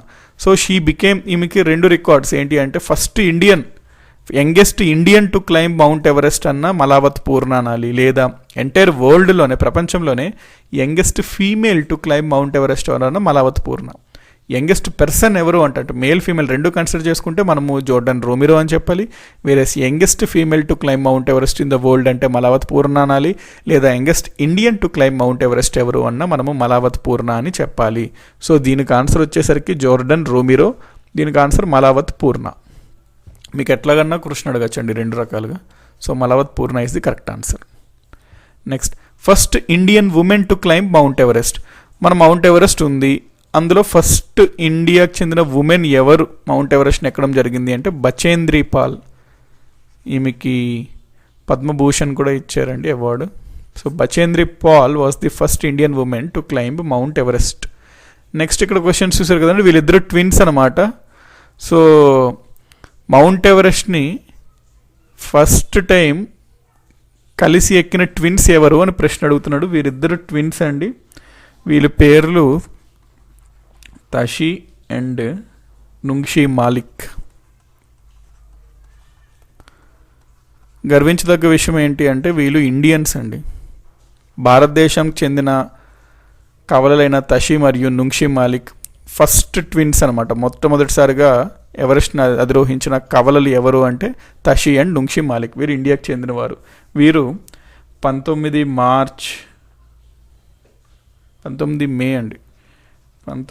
మే 2013 మౌంట్ ఎవరెస్ట్ ఎక్కడం జరిగింది. Next first blind person to climb mount Everest అండి. ఎంత గొప్ప విషయం ఇక్కడ అబ్జర్వ్ చేయండి, ఎంత గొప్ప విషయం. ఇతను బ్లైండ్ అనమాట, ఇతను మౌంట్ ఎవరెస్ట్ని ఎక్కడం జరిగింది. చాలా గొప్ప విషయం. అయితే ఎవరు first blind person to climb mount Everest ఎవరు అంటే ఇక్కడ ఎందుకండి ఎరిక్ వెయ్హెన్ మేయర్ అనే అతను ఫస్ట్ బ్లైండ్ అనమాట to climb mount Everest. Next oxygen సహాయం లేకుండా మొట్టమొదటి భారతీయుడు ఎవరు ఎవరెస్ట్ ఎక్కడానికి అనేది ఒక ప్రశ్న. నెక్స్ట్ ప్రపంచం మొత్తంలో ఫస్ట్ ఫీమేల్ యాంప్యూటీ అంటే ఏంటంటే కాలు లేకుండా అండి. అంటే ఈవిడికి చూశారు కదా, ఈవిడికి యాక్చువల్గా ఒక కాలు అనేది లేదు, కాలుని తీసివేయడం పడింది, సమ్ ఆపరేషన్ చేయాల్సి వచ్చింది, దాంతో కాలు తీసేసి వేయడం వచ్చింది. ఇక్కడ ఇవి పెట్టుకున్న మెషిన్ ఉంది కదా, దీన్ని మనము ప్రోస్థెటిక్స్ అంటాం. ఎస్ఎన్టీలో వస్తుంటుంది అనమాట ఇది మనకి. సో ప్రోస్థెటిక్స్ అంటాం దీన్ని మనము. సో ఈ ప్రోస్థెటిక్స్ సహాయంతో ఈవిడ మౌంట్ ఎవరెస్ట్ని ఎక్కడం జరిగింది. సో ఈవిడేమో first female amputee to climb mount Everest. వేరేస్ మన ఇండియాకి చెందిన ఒక ఫస్ట్ ఇండియన్ ఎవరు ఆక్సిజన్ లేకుండా సహాయం లేకుండా మౌంట్ ఎవరెస్ట్ని క్లైమ్ చేసిందనే ప్రశ్నలు అడగడం జరిగింది ఎగ్జామినేషన్లో. సో ఈ రెండు చూద్దాము. So first Indian to climb mount Everest without oxygen సాయం లేకుండా మొట్టమొదటిసారిగా ఏ భారతీయుడు మౌంట్ ఎవరెస్ట్ని ఎక్కడం జరిగింది అంటే పూ డోర్జీ అనేది అనమాట ఆన్సర్. పూ డోర్జీ అనే లేడీ ఇక్కడ మీరు చూస్తున్నారు కదా. సో పూ డోర్జీ 9th May 1984 నాడు ఆక్సిజన్ సాయం లేకుండా మౌంట్ ఎవరెస్ట్ ఎక్కడం జరిగింది, ఇండియన్. నెక్స్ట్ ఫస్ట్ ఫీమేల్ యాంప్యూటీ ఇక్కడ చూస్తున్నారు కదండి ఇమేజ్లో, ఈవిడ అరుణిమా సిన్హా అనమాట. సో ఈ అరుణిమా సిన్హా అనే ఆవిడ 21st May 2013 నాడు మౌంట్ ఎవరెస్ట్ని ఎక్కడం జరిగింది. అయితే ఇక్కడ రికార్డు ఏంటి అంటే ఈవిడ ప్రపంచంలోనే ఫస్ట్ ఫీమేల్ యాంప్యూటీ అనమాట టు క్లైంబ్ ఎవరెస్ట్. సో ఇదండి ఎవరెస్ట్కి సంబంధించిన ఫ్యాక్ట్స్. దాని గురించి మనం ఎగ్జామ్ పాయింట్ ఆఫ్ వ్యూలో గుర్తుపెట్టుకోవాల్సిన విషయాలు ఇవన్నీ నోట్స్లో రాసుకోండి. అయితే ఇవి ఎప్పటికప్పుడు అప్డేట్ చేసుకుంటున్నాను. ఇప్పుడు చెప్పింది ఏంటి అంటే లేటెస్ట్ వెర్షన్స్ అనమాట. కాకపోతే ఇప్పుడు చాలామంది చాలా టాలెంట్తో మౌంట్ ఎవరెస్ట్ని రికార్డ్ టైమ్స్లో ఎక్కడాలు, మళ్ళీ ఎక్కడాలు, సో చాలా చిన్న వయసులోనే ఎక్కడాలు, అట్లా రికార్డ్స్ బ్రేక్ చేస్తున్నారు ఎప్పటికప్పుడు. అందుకని వీటిని మనం అప్డేట్ చేసుకుంటూ ఉండాలి. సో ఇదండి మౌంట్ ఎవరెస్ట్కి సంబంధించిన information. Next 441st question friends. Highest dam in India. మనకి డ్యామ్స్ పైన ఖచ్చితంగా క్వశ్చన్స్ అడుగుతున్నాడు అండి ఎవ్రీ ఎగ్జామినేషన్లో. ఏ రివర్ పైన ఉంటుంది, హైయెస్ట్ డ్యామ్ ఏది, లాంగెస్ట్ డ్యామ్ ఏది, అట్లాగా డ్యామ్స్ పైన ఖచ్చితంగా మనకి మరి ఎగ్జామినేషన్స్లో అడుగుతున్నాడు. కాబట్టి మరి మనం కూడా దాని గురించి తెలుసుకోవాల్సిన అవసరం ఉంది. కాబట్టి మనం యాజ్ యూజువల్ డ్యామ్స్కి సంబంధించి ఫస్ట్ ఒక కాన్సెప్ట్ చూద్దామండి. దాంట్లో అదంతా చూసిన తర్వాత మనం బిట్స్లోకి వెళ్దాము. So let us move to the concept. అయితే డ్యామ్స్ బోల్డ్ ఉంటాయండి ఇండియాలో. మరి అన్నీ ఎట్లా గుర్తుపెట్టుకోవాలంటే అన్నీ గుర్తుపెట్టుకోగలదండి, కొన్ని ఇంపార్టెంట్ ఉంటే అవి మాత్రం గుర్తుపెట్టుకోవాలి. ఎలిమినేషన్ ద్వారానో మ్యాచ్ ద ఫాలోయింగ్ అడుగుతుంటాడు మోస్ట్లీ ఇవి. సో మనము ఎలిమినేషన్ అన్న అట్లా చేసుకొని వీటిని కరెక్ట్ ఆన్సర్ తీసుకురావచ్చు. సో ఇంపార్టెంట్ గుర్తుపెట్టుకోవాల్సినవి ఏంటి అంటే డ్యామ్స్కి సంబంధించి ఫస్ట్ గుజరాత్ రాష్ట్రంలో 2 డ్యామ్స్ గుర్తుపెట్టుకోవాలి. Sardar Sarovar dam, Ukai dam. Sardar Sarovar dam very important అండి, గుర్తుపెట్టుకోవాలి. ఏ నది పైన ఉంది అంటే నర్మదా నది పైన ఉంది. ఉకాయ్ డ్యామ్ ఎక్కడుంది అంటే గుజరాత్లో ఉంది, తపీ నది పైన ఉంది. తాప్తి అని కూడా అంటారు ఈ రివర్ని. నెక్స్ట్ ఒరిస్సాలో మహానది నది పైన హీరాకుడ్ డ్యామ్ ఉంది, ఇది కూడా ఇంపార్టెంట్. నెక్స్ట్ హిమాచల్ ప్రదేశ్లో సట్లజ్ నది పైన భాక్రా నెంగల్ ఉంది. హిమాచల్ ప్రదేశ్లో బియాస్ నది పైన పోంగ్ డ్యామ్ ఉంది. పోంగ్ డ్యామ్నే మహారాణా ప్రతాప్ సాగర్ డ్యామ్ అని కూడా అంటారు. నెక్స్ట్ పంజాబ్లో రావి రివర్ ఉంటుంది, రావి నది పైన ఉండే డ్యామ్ని తీన్ డ్యామ్ అంటాము. ఆ తీన్ డ్యామ్ని రంజిత్ సాగర్ డ్యామ్ అని కూడా అంటాము. జమ్మూ అండ్ కాశ్మీర్లో 2 డ్యామ్స్ గురించి చూస్తాము. చీనాబ్ నది పైన వెళ్ళే డ్యామ్ని బాగ్లిహార్ డ్యామ్ అంటాము. సూరు నది పైన ఉండేదాన్ని చుటక్ డ్యామ్ అంటాము. నెక్స్ట్ జార్ఖండ్లో దామోదర్ నది పైన ఉండేదాన్ని పంచేత్ డ్యామ్ అంటాము. బరాకర్ మీద నది పైన ఉండే డ్యామ్ని మైథాన్ డ్యామ్ అంటాము. మైథాన్ డ్యామ్ ఇంపార్టెంట్ అండి. ఉత్తరాఖండ్లో భగీరథి నది పైన ఉండే డ్యామ్ని తెహ్రీ డ్యామ్ అంటాము. నెక్స్ట్ మహారాష్ట్రలో కోయినా నది పైన ఉండే డ్యామ్ని కోయినా డ్యామ్ అంటాము. తమిళనాడులో కావేరీ నది పైన ఉండేదాన్ని మెట్టూరు డ్యామ్ అంటాము. కర్ణాటకలో కావేరీ నది పైన ఉండేదాన్ని కృష్ణరాజసాగర్ డ్యామ్ ఆనకట్టు అంటాము. కర్ణాటకలో కృష్ణానది పైన ఆలమట్టి డ్యామ్ ఉంది. కర్ణాటకలో కృష్ణానది పైన ఆల్మట్టి డ్యామ్. కేరళలో పెరియార్ నది పైన ముల్ల పెరియార్ డ్యామ్ ఉంది. నెక్స్ట్ మధ్యప్రదేశ్లో చంబల్ నది పైన గాంధీ సాగర్ డ్యామ్. జమ్మూ అండ్ కాశ్మీర్లో ఇండస్ నది పైన నిము బాస్గో డ్యామ్ ఉంది. నెక్స్ట్ ఆంధ్రప్రదేశ్లో చూసుకుందామంటే ఆంధ్రప్రదేశ్కి సంబంధించి ఏమేమి డ్యామ్స్ ఉన్నాయని. మనకి చిత్తూరు జిల్లా తిరుపతి దగ్గర స్వర్ణముఖి నది పైన కళ్యాణి డ్యామ్ ఉంది. నెల్లూరు జిల్లా రాపూర్ మండలంలో కండలేరు నది పైన కండలేరు డ్యామ్ ఉంది. కర్నూలులో కృష్ణానది పైన శ్రీశైలం డ్యామ్. నెల్లూరు జిల్లా సోమశిల ప్రాంతంలో పెన్నా నది పైన సోమశిల డ్యామ్. కడపలో గాలివీడులో పాపాగ్ని నది పైన వెలిగల్లు డ్యామ్ అనేది ఉంది. నెక్స్ట్ తెలంగాణకు ఏమేమి ఉన్నాయో చూద్దామండి. కరీంనగర్ జిల్లాలో మానేరు నది పైన ఉన్నది మానేరు డ్యాము. కామారెడ్డి లో మంజీరా నది పైన నిజాం సాగర్ డ్యామ్ ఉంది. పెద్దపల్లిలో గోదావరి నది పైన రామగుండం డ్యామ్. సింగారెడ్డి దగ్గర మంజీరా నది పైన సింగూరు డ్యామ్ ఉంది. సోమశిలలో పెన్నార్ నది పైన సోమశిల డ్యామ్. కర్నూలులో కృష్ణా నది పైన శ్రీశైలం డ్యామ్. అయితే ఈ శ్రీశైలం డ్యామ్ ఏంటంటే ఆంధ్రాలో వస్తుంది, తెలంగాణలో కూడా వస్తుందండి. అంటే కొంత భాగం మెయింటెనెన్స్ అడ్మినిస్ట్రేషన్ అంతా తెలంగాణకు ఉంటుంది, కొంత భాగం అంటే కెనాల్స్ లాగా, కొంత భాగమేమో ఆంధ్రాకు. సో ఈ రెండిట్లో మనకి వస్తుంటుంది అనమాట శ్రీశైలం డ్యామ్. సో కృష్ణా నది పైన ఉంటుంది శ్రీశైలం డ్యామ్. నెక్స్ట్ నిర్మల్పట్నంలో గోదావరి నది ప్రవహిస్తుంటుంది, అక్కడ శ్రీరామ్ సాగర్ డ్యామ్ అనేది ఉంటుంది. సో ఇదండి మనకి కంప్లీట్ ఇన్ఫర్మేషన్ డ్యామ్స్కి సంబంధించి. ఇప్పుడు మనం క్వశ్చన్స్లోకి వెళ్ళిపోదాం. So highest dam in India, భారతదేశంలో ఎత్తైన ఆనకట్ట ఏది? ఇక్కడ మీరు ఇమేజ్ చూస్తున్నారు కదండి, ఇది తెహ్రీ డ్యామ్ అంటాం అనమాట ఈ డ్యామ్ని. ఈ డ్యామ్ చూడండి ఎంత పొడవుగా ఉందో, మనకి ఇమేజ్లోనే ఇది ఇంత హైట్గా అనిపిస్తుంది. యాక్చువల్గా డైరెక్ట్గా వెళ్ళి చూస్తే చాలా పొడవు ఉంటుందండి, చాలా హైట్లో ఉంటుందన్నమాట. అందుకనే ఇది మనం ఇండియాలోనే హైయెస్ట్ డ్యామ్, ఎత్తైన ఆనకట్టు. ఏంటి ఆనకట్టు అంటే తెహ్రీ డ్యామ్. ఎక్కడ ఉందంటే ఉత్తరాఖండ్ రాష్ట్రంలో ఉంది. దీని యొక్క హైటు 260 మీటర్లు అండి. దీని యొక్క పొడవు 575 మీటర్లు. ఏ నది పైన ఉంది తెహ్రీ డ్యామ్ అంటే భగీరథి నది పైన ఉంది. ఏ రాష్ట్రంలో ఉంది అంటే ఉత్తరాఖండ్లో ఉంది. ఏ సంవత్సరం దీన్ని నిర్మాణం పూర్తయింది అంటే 2006 సంవత్సరంలో. Next longest dam in India. ఇక్కడ చూసారు కదా ఇమేజ్లో, ఎంత పెద్ద డ్యామ్, లాంగెస్ట్ డ్యామ్ అనమాట ఇది భారతదేశంలోనే. సో భారతదేశంలోనే అతి పొడవైన ఆనకట్టు ఏది అని ఇక్కడ మనకి ప్రశ్న అడుగుతున్నాడు. మనకి ఒడిశా రాష్ట్రంలోని మహానది నది పైన హీరాకుడ్ డ్యామ్ ఉంది. దీని యొక్క లెంగ్త్ చూడండి, పొడవు ఎంత ఉందో, 16 మైళ్ళు అంటే 25.79 కిలోమీటర్లు అనమాట. చాలా చాలా పెద్దది. ఇందులో మెయిన్ డ్యామ్ వచ్చేసరికి పొడవు 4.8 కిలోమీటర్స్ అండి, 3 మైళ్ళు. కాకపోతే దానికి ఇంకా ఎక్స్టెన్షన్ ఉంటాయి. మెయిన్ డ్యామ్ వచ్చేసరికి ఇంత, ఎక్స్టెన్షన్ మొత్తం మనం కన్సిడర్ చేసుకుంటే 25.7 కిలోమీటర్స్ వస్తుంది. మెయిన్ డ్యామ్ లెంగ్త్ చూసుకుంటే 4.8 కిలోమీటర్స్ వస్తుంది. ఒరిస్సా రాష్ట్రంలో మహానది రివర్ పైన ఉంది. ఇది 1953లో దీని యొక్క నిర్మాణం అనేది కంప్లీట్ అయ్యింది. Next oldest dam in India ఏది అంటున్నాడండి, అంటే భారతదేశంలోనే పురాతన ఆనకట్టు ఏది అని ఇక్కడ మనకి ప్రశ్న అడుగుతున్నాడు. పురాతన ఆనకట్టు అంటున్నాడండి. మనకి తమిళనాడు రాష్ట్రంలో కల్లనాయ్ డ్యామ్ ఉంది చూడండి. ఇది around 1st century to 2nd century ఏడీలో నిర్మించి ఉండొచ్చు అన్నట్టు మనం భావిస్తున్నాము. సో ఈ డ్యామ్ని మనము అతి పురాతన ఆనకట్టుగా పరిగణిస్తున్నాం. కల్లనాయ్ డ్యామ్ అనమాట, కల్లనాయ్ డ్యామ్. నెక్స్ట్ ఇదిగోండి కల్లనాయ్ డ్యామ్ అనేది ఏ నది పైన ఉంది? కావేరీ నది పైన ఉంది. ఏ రాష్ట్రంలో ఉంది? తమిళనాడు. 100 BC to 100 AD ఆ టైంలో దీన్ని కన్స్ట్రక్ట్ చేసి ఉండొచ్చు అని చెప్పి భావిస్తున్నారు.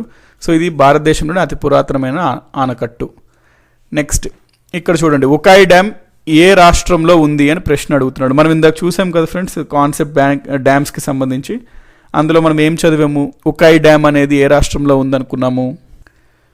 ఉకాయ్ అనేది గుజరాత్ రాష్ట్రంలో ఉంది. ఏ రివర్ పైన ఉంది? తాపి ఆర్ తపతి రివర్ దానిపైన నిర్మించబడింది అని అనుకున్నాం మనం. Next which of the following dams is not on the river Krishna? Krishna నది పైన నిర్మించిన డ్యామ్ కానిది ఏంటి అని ఇక్కడ 4 అడుగుతున్నాడండి. సో ఇక్కడ మనకి 4 డ్యామ్స్ ఇచ్చాడు కదా, కృష్ణా నది పైన లేని డ్యామ్ ఏది అంటున్నాడు. నాగార్జున సాగర్ కృష్ణానది పైన ఉంటుందండి. శ్రీశైలం కృష్ణానది, ఆల్మట్టి కృష్ణానది పైన ఉంటుంది. కృష్ణరాజసాగర్ వచ్చేసరికి కావేరీ నది పైన ఉంటుందండి, కృష్ణానది పైన కాదు. So Krishnarajasagar is the answer for this question. Next ఇక్కడ మ్యాచ్ ద ఫాలోయింగ్ ఇచ్చాడు కదండి. హీరాకుడ్ డ్యామ్, ఇక్కడ రివర్స్ ఇచ్చాడు, డ్యామ్స్ ఇచ్చాడు, మనం మ్యాచ్ చేయమంటున్నాడండి. సో మనం ఇక్కడ చూసుకున్నట్లయితే హీరాకుడ్ డ్యామ్ ఏ నది పైన ఉందండి? మహానది పైన ఉంది. తీన్ డ్యామ్ మనం చదువుకున్నాం కదా, తీన్ డ్యామ్ ఎక్కడుంది? రావి నది పైన ఉంది. సాలాల్ ప్రాజెక్ట్ వచ్చేసరికి మనకి చీనాబ్ నది పైన ఉంటుందండి. పోంగ్ డ్యామ్ అనేది బియాస్ నది పైన ఉంటుంది, చూసాం కదా దీని గురించి. So 4321 B is the correct answer. Maithon dam which was in use during the 34th national games is located on which of the following rivers అంటున్నాడు. మనకి 34th నేషనల్ గేమ్స్ అయినప్పుడు ఈ మైథాన్ డ్యామ్ ఉంది కదా, ఈ మైథాన్ డ్యామ్ దగ్గర ఇక్కడ వాటర్ ఉన్న రిజర్వాయర్లో వాటర్ గేమ్స్ యొక్క ట్రైనింగ్ అనేది ఇక్కడ నిర్వహించారండి. అందుకనే మైథాన్ డ్యామ్ అప్పుడులో న్యూస్లో ఉంది. సో ఆ మైథాన్ డ్యామ్ ఏ నది పైన ఉంది అని ఇక్కడ మనకి ప్రశ్న అడుగుతున్నాడు. సో ఈ మైథాన్ డ్యామ్ వచ్చేసరికి బరాకార్ నది పైన ఉంటుందండి, బరాకార్ నది పైన ఉంటుంది మనకి Maithon dam. Next consider the following statements. Ranjit Sagar dam is on the river Beas అంటున్నాడు. Hirakud dam is on the river Damodar అంటున్నాడు. గాంధీ సాగర్ రిజర్వాయర్ అనేది చంబల్ నది పైన ఉంది అంటున్నాడు. 3 స్టేట్మెంట్స్ ఇచ్చాడు. సో దీని గురించి మనకి ఏది కరెక్ట్ ఏది రాంగ్ అంటున్నాడు. రంజిత్ సాగర్ డ్యామ్ బియాస్ నది పైన కాదండి, రావి నది పైన ఉంది. So 1 wrong. Hirakud dam is on river Mahanadi అండి. వేరే ఇక్కడ గాంధీ సాగర్ డ్యామ్ వచ్చేసరికి చంబల్ నది పైన ఉంటుందండి. Only 3 is the correct option. ఇక్కడ ఆన్సర్స్ ఏంటంటే ఓన్లీ 3 వచ్చాడు, ఇవ్వలేదా? 3 ఓన్లీ ఉంది కదండి. 3 only is the correct answer. Next, ఏ డ్యామ్ని మనము మహారాణా ప్రతాప్ సాగర్ డ్యామ్ అని అంటాము అంటున్నాడు. ఇక్కడ మనం థియరీ చదివినప్పుడు చదివాం కదండి. పోంగ్ డ్యామ్ని మహారాణా ప్రతాప్ సాగర్ డ్యామ్ అంటాము. ఇది బియాస్ నది పైన ఉంటుంది, హిమాచల్ రాష్ట్రంలో ఉంటుంది అనేసి Pong dam is the correct answer. So ఈ కింద ఇచ్చిన 4 డ్యామ్స్లో 4 ఆనకట్టులో ఏ ఆనకట్టు రావి నది పైన ఉంది అన్నట్టు అడుగుతున్నాడు అండి. పోంగ్, తేన్, ఉకాయ్, బగ్లిహర్ అని అడుగుతున్నాడు. ఇక్కడ మనం తీరి చదివినప్పుడు ఏం చదివాము? పోంగ్ ఎక్కడ ఉంది మనకి? పోంగ్ డ్యాము బియాస్ నది పైన ఉంది. రావి నది పైన ఉంది అని అడుగుతున్నాడు, ఏదైనా అడుగుతున్నాడు. సో పోంగ్ కాదు, తీన్నే మనము రంజిత్ సాగర్ డ్యామ్ అంటాము. ఇది రావి నది పైన ఉంది. సో ఆన్సర్ తీన్ అనమాట. ఉకాయ్ అంటున్నాడు. ఉకాయ్ మనం ఏమని చదివాం? గుజరాత్లో తాప్తీ రివర్ పైన ఉంటుంది. నెక్స్ట్ బాగ్లిహార్ మనము జమ్మూ అండ్ కాశ్మీర్లో ఉంటుంది, చీనాబ్ నది పైన ఉంటుంది అని చదివాము. సో ఆన్సర్ ఇక్కడ ఏమవుతుంది? రావి నది పైన ఉన్న డ్యామ్ ఏది అంటున్నాడు. కాబట్టి ఆన్సర్ వచ్చేసరికి తీన్ డ్యామ్ అవుతుంది. తీన్ డ్యామ్ ఎక్కడుందండి మనకి? తీన్ డ్యామ్ వచ్చేసరికి పంజాబ్లో ఉంది, రావి నది పైన ఉంది. దీన్ని రంజిత్ సాగర్ డ్యామ్ అని కూడా అంటాము. సో మనకి డ్యామ్స్కి సంబంధించి క్వశ్చన్స్ ఈ రకంగా అడుగుతుంటాడండి. అందుకనే మనకి ఆ కాన్సెప్ట్, ఆ థియరీ అంతా నోట్స్లో మెన్షన్ చేసుకుంటూ రివైజ్ చేసుకుంటుండండి. ఈ బిట్స్ మీకు చూస్తే ఐడియా వస్తాయి ఎట్లాంటి క్వశ్చన్స్ అడగచ్చు, దేనిపైన మనం ఆ థియరీలో దేనిపైన ఫోకస్ చేయాలి, గుర్తుపెట్టుకోవాలి అని. సో దీంతో డ్యామ్స్ టాపిక్ అయిందండి. So okay guys, thanks for watching. ఈ వీడియోలో మనం ఒక 50 బిట్స్ చూడడం జరిగింది. సో నెక్స్ట్ వీడియోలో మరొక 50 బిట్స్ చూద్దాం. సో తప్పకుండా ఈ వీడియోని లైక్ చేసి మీ ఫ్రెండ్స్ అందరికీ కంపల్సరీగా షేర్ చేయండి. So thanks for watching and have a nice day. Bye.